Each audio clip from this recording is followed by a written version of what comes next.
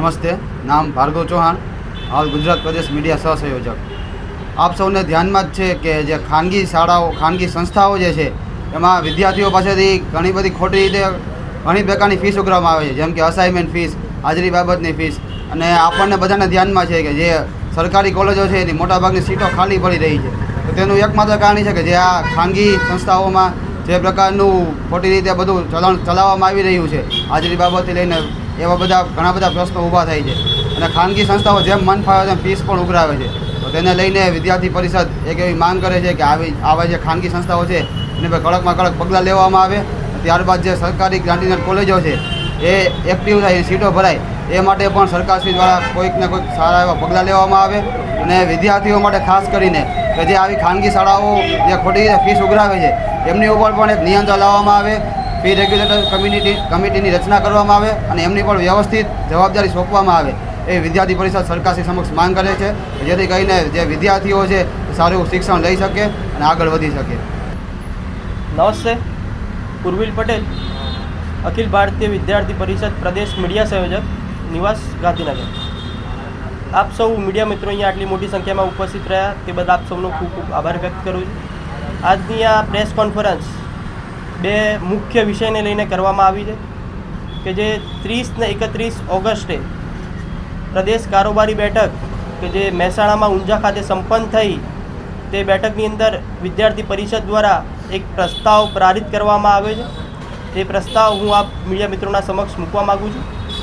આ પ્રસ્તાવની અંદર વિદ્યાર્થી સુરક્ષાને લઈને એક ગંભીર પ્રશ્ન મૂકવામાં આવ્યો છે સરકારને।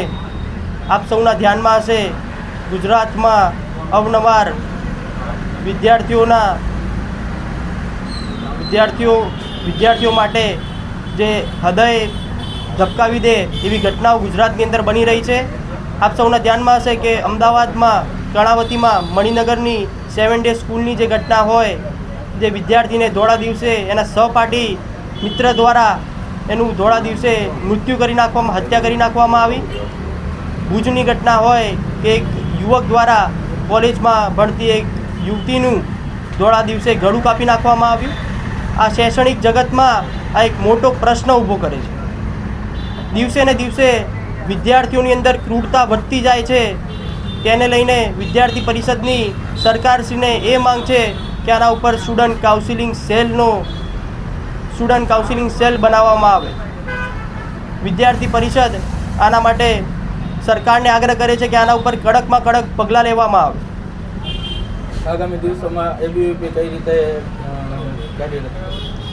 વિદ્યાર્થી પરિષદ આવતીકાલે ગુજરાતભરની અંદર ગુજરાતના તમામ જિલ્લા કેન્દ્રો ઉપર એક મોટી સંખ્યામાં એસપી કચેરીએ મોટામાં મોટું આંદોલન કરવા જઈ રહ્યું છે।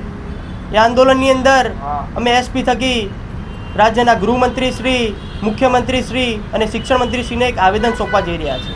એ આવેદનની અંદર અમારી માંગ એ જ રહેશે કે આજે વિદ્યાર્થીને સુરક્ષાને લઈને પ્રશ્નો ઊભા થયા છે, તેના ઉપર કડકમાં કડક સરકાર પગલાં લે।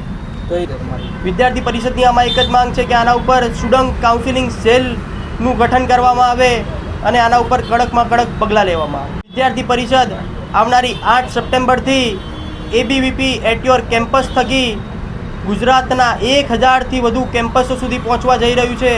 1000થી વધુ કેમ્પસોની અંદર કારોબારી ગઠન કરવા જઈ રહ્યું છે, તેની અંદર વિદ્યાર્થીઓને જવાબદારી આપવા જઈ રહ્યું છે। આ એબીવીપી એટ યોર કેમ્પસ એ 3 ફેઝમાં ચાલવાનું છે।